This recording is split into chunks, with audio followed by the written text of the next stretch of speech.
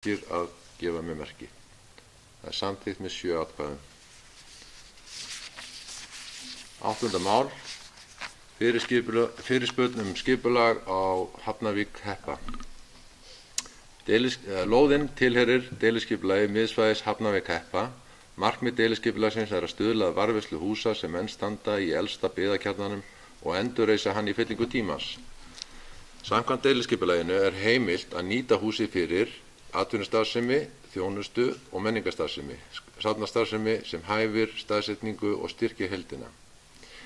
Leitað var til skipulagsstofnunar þar sem núgildandi aðalskipulag ekki í samræmi við deiliskipulag Hafnarvík Heppa frá árinu 2011. Í svari skipulagsstofnunar kemur fram: deiliskipulag miðsvæðis byggir á áður gildandi aðalskipulagi en landnotkun umræddrar lóðar óbreytt í núgildandi aðalskipulagi. Að mati skipulagsstofnunar getur starfsemi veitinga og skemmtistaðar samræmst þeim ákvæðum sem koma fram í aðalskipulagi og í deiliskipulaginu og því ekki nauðsynlegt að breyta landnotkun lóðarinnar. Hins vegar má velta fyrir sér af hverju lóðin skilgreind sem athafnasvæði þegar svo virðist sem hún eigi að vera á hluti af miðsvæði. Þar af leiðandi eðlilegt að landnotkunar skilgreiningunni verði breytt til samræmis við þær lóðir sem hún í samhengi við. Ég legg til að bæjarstjórn samþykki að rekstur veitinga og skemmtistaða sé í samræmi við skipulag á svæðinu. Bæjarstjórn leggur engu að síður til að málið verði skoðað í endurskoðun á ferðaþjónustukafla aðalskipulags sveitarfélagsins. Orðið laust. Það enginn sem kveður sér hljós, þannig ég legg þetta undir samþykki fundarins og bið þá sem samþykkir að gefa mér merki. Samþykkt með 7 atkvæðum. 9. mál. Óskum aðalskipulagsbreytingu Skjólshólar. Skipulagsnefnd fjallaði erindið á fundi sínum og lagði til að unnið verði aðalskipulagsbreyting samkvæmt 1. málsgrein 36. grein skipulagslaga og að gefin verði heimild til að hefja vinnu að gerð deiliskipulags. Ég legg til að bæjarstjórn samþykki að unnið verði breyting á aðalskipulagi og að unnið verði nýtt deiliskipulag á svæðinu. Orðið laust. Og það enginn sem kveður sér hljós, þannig ég bið þá sem samþykkir þessari tillögu að gefa mér merki. Samþykkt með 7. 10. mál. Myllulækur. Fyrirspurn skipulag. Óveruleg breyting á deiliskipulagi Myllulækjar var í grenndarkynningu frá 28. desember 2016 til 1. febrúar 2017. Helstu breytingar á skipulaginu vegna breytinga frístundahús nr. 6. Grenndarkynning hefur farið fram, engar athugasemdir bárust. Ég legg til að bæjarstjórn samþykki í grenndarkynninguna. Orðið laust. Og það enginn sem kveður sér hljós, þannig ég legg þetta undir samþykki fundarins og bið þá sem samþykkir að gefa mér merki. Samþykkt með 7 atkvæðum. 11. mál. Óskum breytingu á deiliskipulagi Hólabrekka. Skipulagsnefnd lagði til á fundi sínum að gefin verði heimild til að hefja vinnu að óverulegri breytingu á aðalskipulagi og breytingu á deiliskipulagi. Ég legg til að bæjarstjórn samþykki að unnið verði óveruleg breyting á aðalskipulagi og breyting á deiliskipulaginu. Orðið laust. Og það enginn sem kveður sér hljós, þannig ég legg þetta undir samþykki fundarins og bið þá sem samþykkir að gefa mér merki. Samþykkt með 7 atkvæðum. 12. mál. Óskum aðalskipulagsbreytingu og að hefja vinnu við deiliskipulag Hafnarnesi.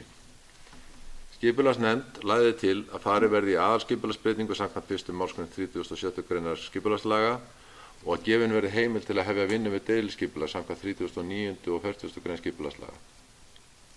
Ég legg til að bæjarstjórn samþykki að farið verði í breytingu á aðalskipulagi og unnið verði nýtt deiliskipulag á svæðinu. Orðið laust. Og það enginn sem kveður sér hljós, þannig ég legg þetta undir samþykki fundarins og bið þá sem samþykkir að gefa mér merki. Samþykkt með 7 atkvæðum. Takk fyrir. 13. mál. Umsögn landskipti Svínafells 1 í Öræfum. Óskað eftir að skipta 4 lóðum úr jörðinni Svínafelli 1, landnúmer 160192. Breytingin felst í að lóðirnar sem hafa verið leigulóðir verða eignarlóðir. Ég legg til að bæjarstjórn samþykki landskipti. En orðið laust. og það er enginn sem kveður sér hljóðs, þannig að við leggjum þetta undir samþykki fundarins og ég bið þá sem eru samþykkir að gefa mér merki. Það er samþykkt með 7 atkvæðum. 14. mál. Yfirlýsing vegna fyrirhugaðra kaupa ábúenda á jörðinni Jaðri. Á jörðinni Jaðri í Suðursveit hafa ábúendur jarðarinnar Jón Malmqvist Einarsson og Gunnhildur Elísabet Ingimarsdóttir haft jörðina í ábúð frá 1979 í félagi við Ingimar Bjarnason og Önnu Benediktsdóttur. Frá árinu 1997 hafa þau staðið eina búskapnum á Jaðri. Eiga þau þar lögheimili og stunda almenna búskap, fjárbúskap. Ástand mannvirkja og jarðarinnar verður að teljast til fyrirmyndar. Fengu ábúendur umhverfisverðlaun sveitarfélagsins árið 2014. Jörðina hafa ábúendur setið og mælir bæjarstjórn með því að þau fái að kaupa jörðina keypta. Fái jörðina keypta, afsakið. Orðið er laust og það er enginn sem kveður sér hljóðs, þannig ég legg þetta undir samþykki fundarins og bið þá sem eru samþykkir þessu að gefa mér merki. Takk fyrir það. Samþykkt með 7 atkvæðum. Og þá eru konið 15. mál, gjaldskrá Hornafjarðarhafnar og það er Björn Ingi Jónsson sem ætlar að kynna hana. Gjörðu svo vel.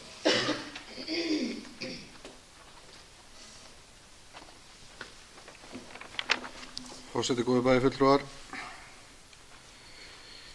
Ég skýrði frá því á síðasta fundi hérna í bæjarstjórn að sveitarfélagið hefði sótt í verkefni Ísland ljóstengt og við fengum styrkúthlutun til að tengja ljósleiðir í Nesjum og hluta styrk sem var til að tengja ljósleiðar á Mýrum. Gjaldskrá Hornafjarðarhafnar. Biðst forláts, forseti. Ég fór með vitlaust stað, var á hugsi hér. En gjaldskrá Hornafjarðarhafnar er lögð hér fram og á henni eru gerðar lítilsháttar breytingar frá því síðustu gjaldskrá sem var samþykkt árið 2015 og snúa þær einna helst að því að það eru verðbreytingar í takt við vísitölu og síðan er einn liður sem er tekinn sérstaklega til endurskoðunar, það er í raun og veru þjónusta lóðsbáts og þá var í raun og veru farið í þá vinnu að reikna út og meta í raun og veru kostnaðinn á bakvið hverja klukkustund í lóðsbátnum og sú krónutala er í raun og veru sett út sem útsölugjald á lóðsbátnum og svo er í raun og veru mannakaupið tekið sérstaklega. Áður fyrir var þetta í eldri gjaldskrá var þetta í raun og veru 1 krónutala fyrir ferjun á lóðs og í raun og veru endurspeglaði ekki í raun og veru raunkostnaðinn á bakvið ferðina og það sem því fylgdi. Og eins og kemur fram í hafnalögum þá ber í raun og veru höfnunum og er eðlilegt að hafnirnar innheimti gjöld fyrir þá þjónustu sem þið veiti til að standa undir þeim kostnaði sem hlýst af þjónustunni. Þannig að með þessu móti erum við bara að gera gjaldskrána gegnsærri og í raun og veru hún endurspeglir raunkostnaðinn. Þannig að, og ég segi, aðra breytingar snúa bara að lítilsháttar verðlagsbreytingum út frá vísitölu frá árinu 2015. Og ég legg því til að bæjarstjórn samþykki þessa gjaldskrá. Takk fyrir þetta, Björn. Þetta var fróðlegt. Orðið er laust. Og það er enginn sem kveður sér hljóðs undir þessu, þannig að ég legg til að bæjarstjórn samþykki gjaldskrár Hornafjarðarhafnar og bið þá sem eru samþykkir að gefa mér merki. Og hún er samþykkt með 7 atkvæðum. Og þá erum við nú komin að 16. lið sem er skýrsla bæjarstjórnar og mig grunar að það verði rætt ljósleiðara í henni. Gjörðu svo vel, Björn.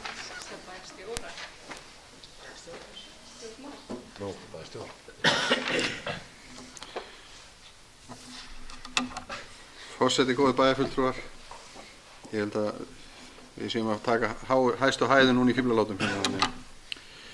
Ég biðst forláts að hafa farið þarna dagskrárvilt áðan en eins og ég var byrjaður áðan þá í raun og veru skýrði ég frá því á síðasta fundi að við hefðum sótt styrk í Ísland ljóstengt og fengi úthlutun til að fara í ljósleiðaravæðingu í Nesjum og við fengum hluta af styrk upp í það að ljósleiðaravæðin á Mýrum. Og ég bara, að því að umræðan hefur svolítið verið af hverju þetta en ekki hitt og þá finnst mér vert að taka það fram að það er og hefur verið stefna sveitarfélagsins alveg frá því að menn fóru inn í ljósleiðaravæðingu í Öræfunum að stuðla að því og ýta undir það að það yrði ljósleiðaravætt heim á hvert einasta bæ í sveitarfélaginu ef tækifæri gæfust til þess og þarna skapaðist tækifæri og við sóttum þennan styrk og við sóttum styrk fyrir líka fyrir Lóni af því það hefur einhvern veginn eins og það hefur ekki komist til skila en fyrirkom þessa verkefnis á þann veg að styrknum deilt út eða deilt niður á fjölda þeirra tengdra staða þannig að sá fær sem getur sýnt fram á lægstan tengingakostnað á stað þannig að og þá bara ósköp einfaldlega lenti Lónið neðar í röðinni heldur peningar leyfðu eða peningar voru til hjá ríkinu og við verðum að sjálfsögðu að halda áfram að sækja fyrir Lónið og gerum það í næstu styrkumsóknarbeiðni að sjálfsögðu. En ég verð að viðurkenna það að það hefur olli með pínlitlu vonbrigðum að við fengum úthlutað styrk sem sagt til að tengja 122 staði á Mýrum og í Nesjum. En í dag höfðu aðeins 24 staðir tilkynnt það að þeir hefðu áhuga á því að taka þátt í þessu verkefni. Þannig að við auglýstum og erum búin að auglýsta tvisvar og ég er búin að halda íbúafund til að fara yfir þetta verkefni og mikilvægi þess að fólk meldi sig inn að það hafi áhuga á því og skuldbindi sig til að taka þátt í þessu verkefni. En þetta auðvitað setur verkefnið í ákveðna upplausn ef áhugin ekki meiri en þetta á því að ljósleiðaravæða í dreifbýli því að það náttúrulega eins og ég sagði, styrkurinn tengist fjölda staða sem verða tengdir og ef við fáum ekki styrk fyrir nema 24 stöðum þá náttúrulega kostnaðurinn orðinn það mikill per tenging og það engan veginn hægt að standa undir ljósleiðaravæðingu í dreifbýli. Þannig að ég ætla að nota þetta tækifæri til þess að hvetja íbúa endilega til þess að gefa sig fram hérna við afgreiðsluna á Höfn. Það hægt að fá eyðublaðið sent í tölvupósti, fylla það út og koma þið til okkar aftur. Þetta mjög einfalt, fljótlegt og en algjör forsenda þess að við förum í þetta verkefni sem losar 100 milljónir þegar allt talið. Að það sé góð þáttaka íbúa í því að vilja fá ljósleiðara heim til sín. Síðan var í byrjun mánaðarins var kjördæmavika og við fengum heimsókn allra þingmanna úr Suðurkjördæmi og þau hittu bæjarstjórn og á þeim fundi var farið yfir helstu áhersluatriði sem að þingmenn þurfa aðstoða sveitarfélagi við og því miður þurftum við að byrja þennan fund eins og áður á í raun og veru upptalningu á verkefni sem við höfum farið allt og oft í gegnum og það endurspeglar kannski einna helst það að okkur verður ekki nógu ágengt með þau verkefni sem við erum að hamast í og til dæmis eins og var rætt áðan byggingu á nýju hjúkrunarheimili. Þetta er orðið fjörgamalt eins og maður segir. Þetta verkefni sem við erum búin að vera að berjast fyrir frá árinu 2002 og við verðum að fara að sjá einhver fyrir endan á þessu. Samgönguáætlun, samgöngubætur, við erum búin að fara í gegnum það með bókun hér áðan. Greinslin og innsiglingin Hornafjarðarfljót, húsnæðismál og skortur á leiguíbúðum og svo fleiri mætti nefna í þessu samhengi. Þetta allt mál sem við erum búin að ræða við þingmenn kjördæmisins alveg síðan ég kom inn í bæjarstjórn 2006 og við erum enn að. Það eiginlega í þessu samhengi afskaplega lítið sem við getum sett tékk í bóksið og sagt þetta búið. En við gefumst ekki fyrir það, við höldum þessu áfram. En þetta allan við farin að benda þingmönnum á og það þurfum við að fara að sjást árangur af þessu erfiði öllu saman. Við heldum áfram að skoða kosti og galla sameiningu sveitarfélagana, Skaftárhrepps, Djúpavogshrepps og Sauðárkróks Hornafjarðar og í tengslum við þá vinnu var 2 daga vinnufundur bæjarstjórnarmanna þessara 3 sveitarfélaga á Djúpavogi og síðan í byrjun þessa mánaðar eða byrjun mars þá var haldin íbúafundir á Kirkjubæjarklaustri, Höfn og Djúpavogi þar sem íbúar sveitarfélagana fengu að koma að þessari vinnu og í raun og veru draga fram í dagsljósið þau atriði sem að þeir töldu að skipti miklu máli í þessu skoðun og kostum og göllum þessar sameiningar. Við stefnum að því að kynna niðurstöður samstarfsnefndarinnar nú á vordögum og kosningar fara síðan væntanlega fram í samræmi við sveitarstjórnarlög í haust. Við áttum fund sveitarstjórnarfólk á Hótel Jökulsalóni með fulltrúum innanríkisráðuneytisins skylt málefni. En það á vegum innanríkisráðuneytisins starfandi nefnd sem að skoða framtíð og skipan sveitarstjórna í landinu. En hlutverk þessara nefndar einmitt að greina stöðun í dag, ógnir og tækifæri og kanna hvað það sem við getum lært af nágrannalöndunum okkar, eða nágrannaríkjunum, í eflingu sveitarstjórnarstigsins. Og á þessum fundi var kynnt fyrir okkur niðurstöður rannsóknarverkefni sem var í raun og veru íbúakönnun á meðal íbúa valdra sveitarfélaga það í raun og veru hvaða atriði skipti máli, og ég held ég sé óhætt að segja það í þessari kynningu var ákveðin samhljómur með niðurstöðum úr kynningunum sem að rafrænni skoðanakönnun sem fór fram í sveitarfélögunum 3 í tengslu við sameiningarkostina, að það eru heilbrigðismál og velferðarmál og samgöngur sem eru efst á döfinni hjá öllum íbúum. Í framhaldi af þessum fundi var síðan fundur með fulltrúum ferðamálastofu og stjórnstöðvar ferðamála sem nú vinnur af því að gera stefnumarkandi stjórnunaráætlun í ferðaþjónustu landið allt. Við ræddum þetta á síðasta bæjarstjórnarfundi líka með fínni greinargerð frá Ragnheiði. En markastofan kemur að þessari vinnu og það búið að skipta Suðurlandi upp í 3 svæði og Austur-Skaftafellssýsla eitt svæði innan þessara vinnu, og við leggjum við gerum töluverðar væntingar í það að út úr þessari vinnu skili okkur góð tól til þess einmitt að gera áætlanir og plön í raun og veru uppbyggingu til frambúðar. Ég átti núna í vikunni fund með lögreglustjóra Suðurlands, Kjartani Þorkelssyni og yfirlögregluþjóni hans, Oddi Árnasyni, og ég vil hrósa þeim fyrir að það hefur skapast þessi góða venja að þegar þeir koma hingað í heimsókn á lögreglustöðina þá hringja þeir yfirleitt hér yfir og spyrja það hvort við getum átt saman smá spjall. Og þetta bara mjög góð og árangursríkir og fræðandi fundir í raun og veru hvað lögreglan að gera, og maður getur komið fram þarna með ábendingar það sem í okkar samstarfi. En ég fekk á þessum fundi upplýsingar það að það búið að tryggja fjármagn til þess að löggæslan í Öræfasveit verði með sama hætti og hún var í fyrra. Þannig að það vel, og það verið að vinna að ráðningu sumarstarfsmanna og einnig að finna húsnæði eða aðsetur fyrir lögregluna í Öræfan. Það auðvitað svolítið mál, eins og við þekkjum auðvitað öll, en það verið að vonir það að það sé að takast samt. Þá ræddum við einnig mikilvægi þess að vinna viðbragðsáætlun fyrir Öræfajökul, og það væntanlega ekki farið fram hjá neinn ykkar að það var í fréttum núna í vikunni. Þá var Magnús Tumi að kynna vinnu sem búin að vera í gangi á vegum jarðvísindadeildar Háskóla Íslands, Veðurstofunnar og almannavarna hættumat vegna jökulhlaups úr Öræfajökli.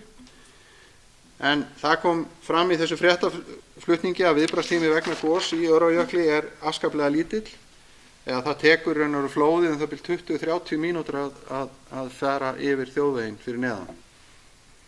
Og í þessu samhengi mjög mikilvægt að hafa það samt í huga að núna engin eða nánast engin virkni í Öræfajökli. Þetta kom það einnig fram í greininni að Magnús Tumi taldi enga líkur að væri að fara að gjósa í Öræfajökli á þessu ári eða næstu árum. Það væri meiri aðdragandi sem kæmi að því að það myndi gerast. En enga síður mjög mikilvægt að vinna rýmingaráætlun fyrir Öræfasvæðið og nágrenni hans. Og mikilvægi þættir í því til að það sé hægt að gera það vel og vandlega í raun og veru að það séu settu fleiri mælitæki til þess að fylgjast með Öræfajökli og ástandi og hreyfingu hans.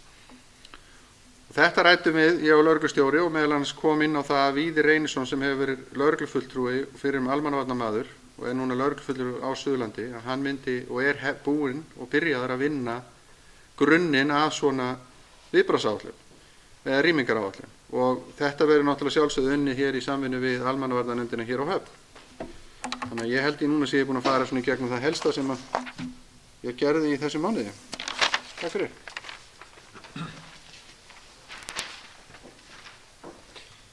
Já, takk fyrir þetta, Björn. Og síðasti 17. liður á fundargerðinni eru fyrirspurnir til bæjarstjórnar og þær hafa ekki borist.